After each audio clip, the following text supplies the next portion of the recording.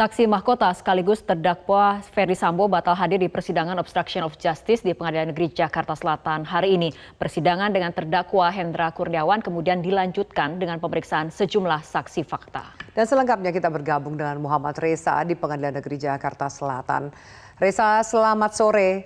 Bisa Anda jelaskan apa saja yang menjadi poin yang digali dari kesaksian mantan Sespri Ferdy Sambo, Novianto Rifai, dan juga M. Rafli pada sidang hari ini? Selamat sore, Afi dan Fitri. Secara umum, ini juga yang coba digali dari persidangan ini dengan saksi Noviansa Rifai yang bersaksi untuk terdakwa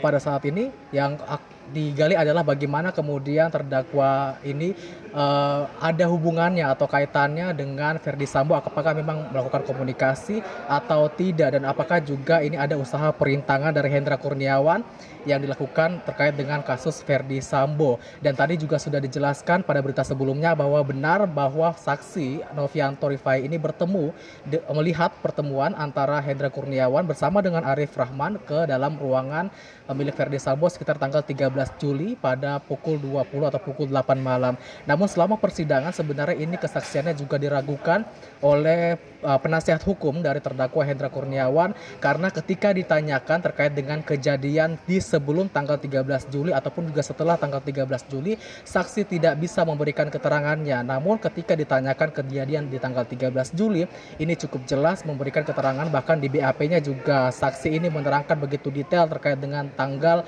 maupun juga terkait dengan jam-jamnya. Namun ketika ditanyakan di tanggal 11 misalnya tanggal 12 siapa yang kemudian orang yang bertemu dengan Ferdy Sambo selain terdakwa, ini tidak bisa dijelaskan oleh saksi. Bahkan juga dijelaskan oleh penasehat hukum dari terdakwa mengatakan bahwa saksi ini berubah-ubah tanggapannya, Afi dan juga Fitri.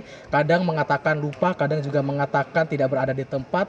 Kemudian juga sudah dikonfrontir dan ditanya kembali kenapa kemudian tidak mengingat kejadian pada tanggal sebelum tanggal 13 Juli ini.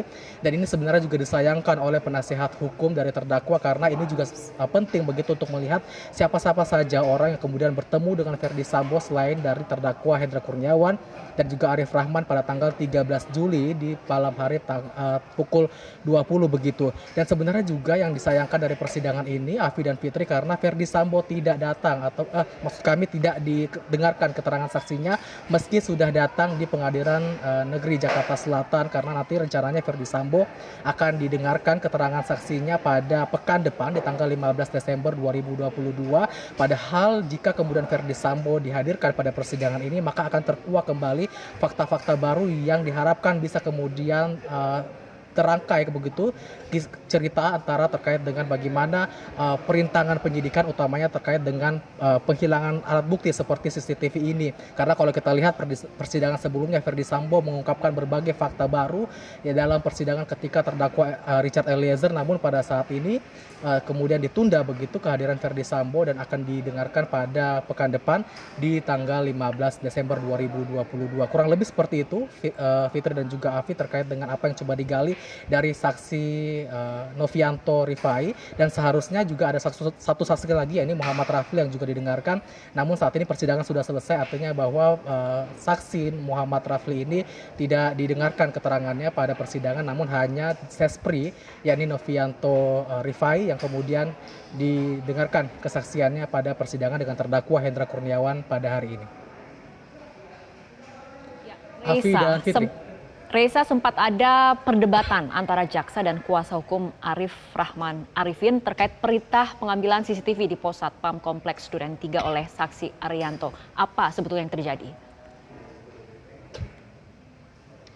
Yang terjadi sebenarnya ketika perdebatan dimulai ketika hakim dan juga jaksa dan juga penasihat hukum ini mulai mencecar saksi yang merupakan pekerja harian lepas dari Propam Polri, yakni Arianto, yang kemudian ditanya terkait dengan bagaimana dia bisa mendapatkan CCTV tersebut. Jadi si Arianto ini berkata bahwa dirinya mengambil CCTV di pos Satpam Duren 3 atas perintah dari Cuk Putranto. Ya, Cuk Putranto ini yang juga terdakwa dari perintangan penyidikan ini memerintahkan Arianto untuk mengambil CCTV di pos Satpam. Lalu kemudian di pos Satpam tersebut dirinya bertemu dengan Irfan Widianto yang juga merupakan terdakwa. Pada saat itu Irfan memberikan CCTV dalam sebuah kantong plastik begitu berwarna hitam dengan lakban kuning yang diberikan oleh Irfan kepada kepada Arianto pada saat itu di pos Sapam. Kemudian pada keterangannya jaksa kemudian menanyakan apakah ini merupakan CCTV baru atau tidak. Kemudian disinilah kemudian diinterupsi kembali oleh pihak penasihat hukum dari terdakwa Hendra Kurniawan. Karena dari penasihat hukum mengatakan bahwa saksi ini tidak melihat DVR-nya begitu ataupun juga tidak melihat secara langsung. Namun sebenarnya maksud daripada jaksa ini hanya ingin memperlihatkan terkait dengan barang bukti kantong plastik begitu. Dan untuk selengkapnya kita akan lihat begitu cuplikan perdebatan antara jaksa dengan penasihat hukum dari terdakwa Hendra Kurniawan. Izin majelis memperlihatkan. Keberatan yang mulia, saudara saksi tidak pernah melihat DVR. Sudah dijawab berkali-kali. Lebih dari 3 kali disampaikan saksi hanya menerima kantong plastik. Nggak usah kita berdebat di situ. Sudah cukup, tunggu dulu. Gini saja ya, tadi saksi ini sudah menjelaskan bahwa dia hanya melihat kantong plastik yang di itulah dalamnya yang mau kita itu perlihatkan Bapak Ketua sudah Majelis. dibungkus. Ya, itu saja yang dia lihat. Ya, kemudian dia tidak tahu proses pergantiannya. Ya, nah sekarang yang mau diperlihatkan apa? Tidak relevan yang mulia karena saudara saksi mengatakan hanya melihat kantong plastik. Ya. Izin Bapak Ketua Hanya Majelis. sebatas untuk melihat ya Itu. ini kan di dalam Plastik. plastik ya. Plastiknya aja yang mau diperlihatkan. Ya, Setuju, makanya Yang Mulia. jangan dekat Setuju, Yang Mulia. dulu. Ya, itu saja kok yang mau diperlihatkan. Kan Betul. kalau dia dalamnya dia tidak tahu. Kan sudah Ya. dijelaskan tadi sama dia Pak. Silakan plastiknya yang saat itu apa yang mau diperlihatkan? Yang Nggak usah dibongkar lah, dalamnya aja nggak tahu kok. tidak dosnya dia Bapak.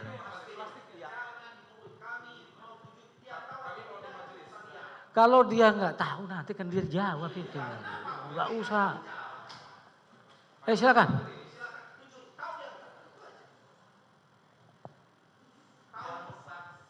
Enggak, waktu itu dibungkus plastik. Ada plastiknya enggak? Plastiknya ada enggak? Tidak ada. Hah? Hah? Saya nggak tahu karena saya tahu saya di dalam plastik. Eh, Bentuknya plastik itu kan iya. Jadi saya praktekin. Jadi seperti ini plastik hitam, ya. Itu ada double plastiknya. Nah di sini di lakban warna bening. Untuk dalamnya saya nggak tahu. Jadi hanya bentuknya kayak kotak. sudah dijawab itu. Sebenarnya kan pertanyaannya simpel itu. Kan itu masuk dalam plastik. Yang ditanyakan itu yang di dalam plastik itu bentuknya kotakan atau tidak. Itu aja yang ditanya. Bentuknya kotakan. Kotakan ya Iya. sudah. Sudah cukup. Tidak ada yang harus diberat-beratkan di situ.